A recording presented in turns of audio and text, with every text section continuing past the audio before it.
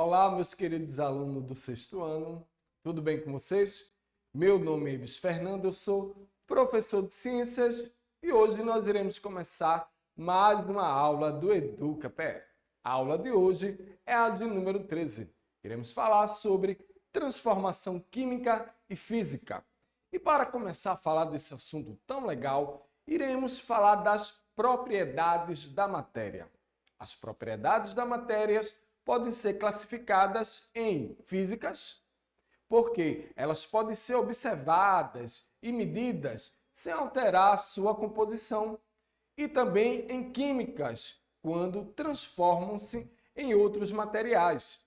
A química, ela estuda os materiais, as transformações que eles podem sofrer e também a energia envolvida nesses processos. Isso é muito importante para diversos motivos. Dentre esses motivos está o fato de que, estudando os materiais, podem-se conhecer as suas propriedades e, assim, estabelecer um uso apropriado para eles. Referem-se àquelas que, quando se fala das propriedades químicas, que quando são coletadas e analisadas, irão alterar a composição química da matéria, ou seja, refere-se a uma capacidade que uma substância tem de transformar-se em outra por meio de reações químicas.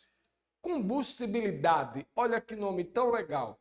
Aí já é uma propriedade química, pois a água não tem essa propriedade, enquanto o álcool, no caso do etanol, ele tem. Quando o álcool queima, ele converte-se em outra substância, por exemplo, gás carbônico e água, como mostra aí a reação que está logo abaixo no slide. Bora falar agora da ferrugem, que seria outro exemplo. O enferrujamento do prego, por exemplo, que temos, que é bem simples. Ali está acontecendo uma reação de oxidação do ferro, quando ele vai estar exposto ao ar úmido, ou seja, oxigênio e também a água. Com isso, irá formar o óxido de ferro 3, que ele é monohidratado, que na realidade é um composto que possui uma coloração castanho avermelhada. Essa propriedade química que o ferro ele tem, nesse caso de se oxidar, ou seja, outros exemplos que têm propriedades químicas vão ser explosão, que pode ter também uma corrosão, e outras propriedades é a questão da efervescência.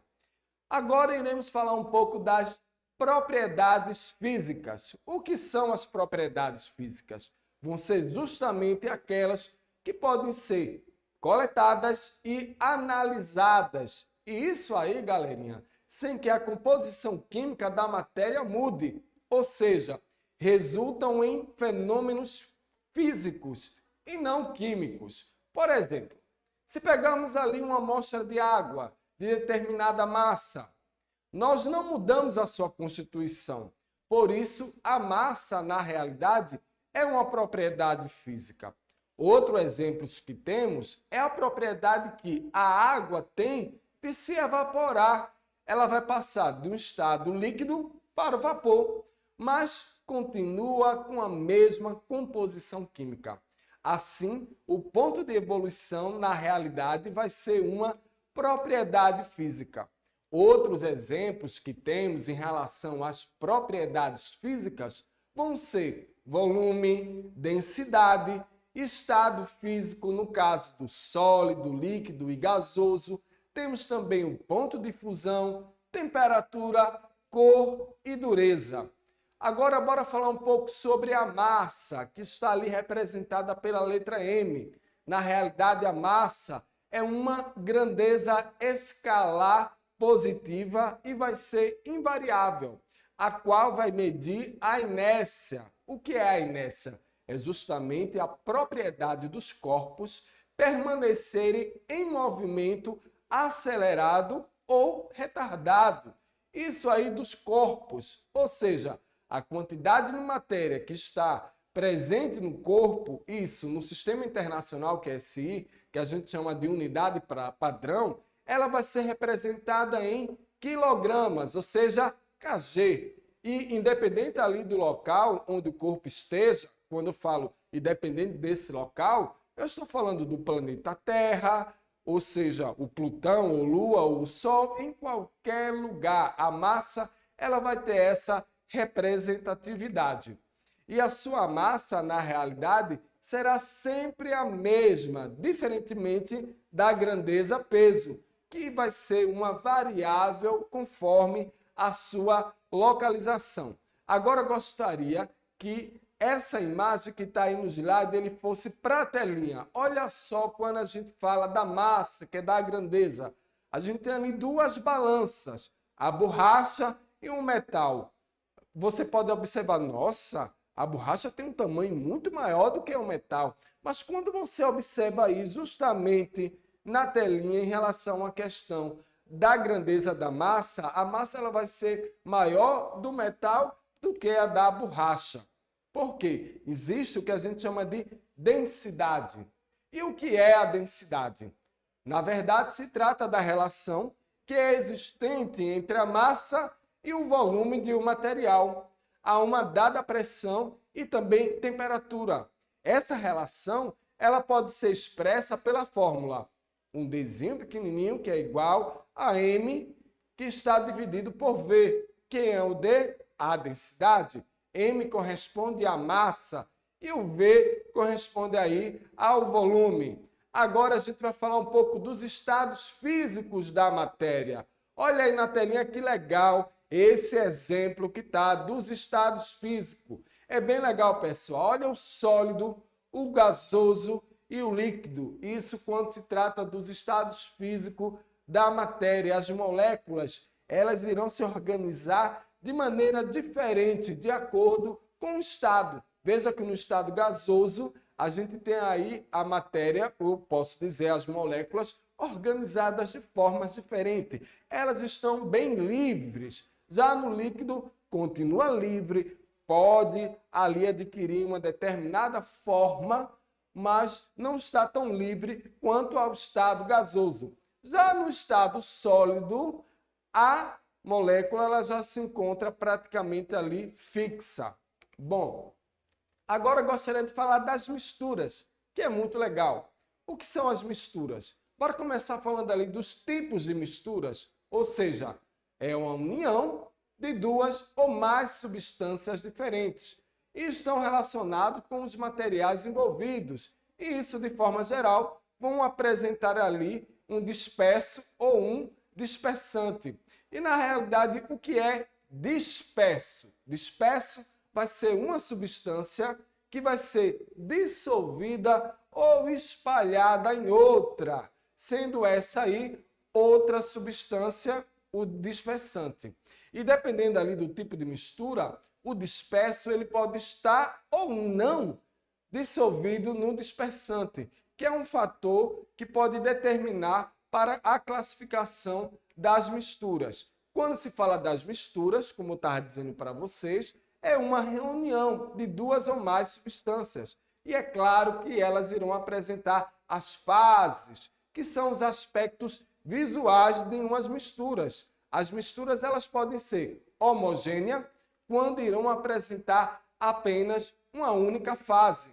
As misturas homogêneas, especialmente a eutética, cujo ponto de fusão ela vai ser constante. Já uma mistura homogênea azeotrópica, o seu ponto de ebulição ele vai ser constante. Olha só que legal. Se fosse perguntar para vocês, mesmo assim, olha, da mistura homogênea em relação à eutética e azeotrópica, qual é que vai ser a diferença? A diferença está justamente entre o ponto de fusão e o ponto de ebulição. E agora, bora falar das misturas que são heterogêneas. Elas irão apresentar duas ou mais fases. As misturas que são heterogêneas, elas podem ser classificadas em suspensões ou colóides. E vários são os métodos ali de separação de misturas homogêneas, como fusão fracionada, sublimação fracionada, cristalização fracionada, destilação simples e destilação fracionada. E vários também são os métodos de separação de misturas heterogêneas, como catação, levigação, ventilação, a decantação também, a centrifugação, filtração simples e fracionada. Temos também a dissolução fracionada e a flotação. Bora agora falar das fases de uma mistura. E o que é uma fase? Quando se fala da fase, a gente está falando de um aspecto visual, que é a forma como uma substância ela vai estar apresentada na mistura. Essa forma ela pode ser no estado físico. Quando eu falo do estado físico, eu estou falando do sólido, líquido ou gasoso. Existe também a questão da coloração e outros pontos também. E aí, se a gente for adicionar em um recipiente ali de madeira e água, por exemplo, podemos identificar que existe ali duas fases. Olha aí, coloca esse slide aí na telinha para que a galerinha de casa possa observar.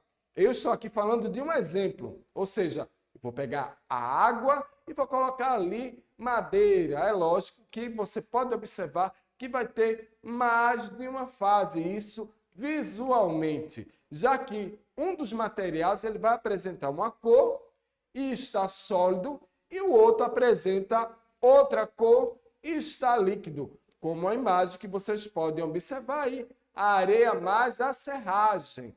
A gente pode observar muito bem a questão da areia, da cor da areia, da água que está líquida e a questão da serragem. Temos aí uma mistura heterogênea. Quando se fala das misturas homogêneas, galerinha, já são as misturas formadas pela dissolução de um material. Se eu estou falando dissolução, aí vem um nome que você vai levar para o resto da sua vida, que se chama soluto. E existe outro nome também, que se chama solvente, resultando em um sistema, na realidade, formado por uma única fase. Ou seja, apenas o solvente ele pode ser visualizado. E aí, quando se fala das misturas que são heterogêneas, já são as misturas formadas por materiais que não se dissolvem um no outro. Ou seja, ao olharmos ali para o recipiente onde eles estão, podemos, é claro, visualizá-los facilmente. Aí na telinha, de novo, eu gostaria que fosse essa imagem para a gente ver quando se tem essa mistura heterogênea. Veja só, uma mistura bifásica, uma mistura trifásica e uma mistura polifásica. Bom, já ali nas misturas que são heterogêneas, elas vão apresentar, é claro, duas ou mais fases. E se em um recipiente adicionarmos ali areia, água e óleo, a gente, é claro, que vai poder observar as três fases. E quando se fala dos colóides ou soluções coloidais, são misturas homogêneas, no caso, assim se dizendo, né? Quando eu digo homogênea, é porque você só vai ver uma única fase, mas na realidade é uma mistura heterogênea, em que o disperso ele apresenta um tamanho muito pequeno, de 10 a 1000, que a gente chama de angstrom. Esse tamanho que vai possibilitar a visualização apenas com o ultramicroscópico, ou seja, você vai precisar de um microscópio para poder observar justamente esse disperso, ou seja, esse soluto aí. Quando se fala de angstrom, na verdade, a gente tem ali uma unidade de medida de comprimento e é lógico que ele foi homenageado a um físico chamado de Jonas Angstrom, lá no século XIX. E quando se fala justamente de colóides ou soluções coloidais, além disso, o disperso, ele só pode ser sedimentado, ou seja, decantado em uma ultracentrífuga, ou separado do dispensante em um ultrafiltro. Bom, aí na imagem a gente tem, que eu gostaria que vocês observassem justamente essas substâncias coloidais. Quando a gente fala do leite, quando a gente fala do próprio sangue, aí na imagem a gente tem um sangue que é centrifugado. E o do leite, é lógico que essa imagem que vocês estão observando é justamente através de um microscópio. E aí, galerinha, eu espero que vocês hoje tenham gostado um pouco mais desse assunto tão legal que é a transformação química e física através dos materiais e das misturas. Eu vou ficando por aqui e a gente se encontra na próxima aula do Educa PE.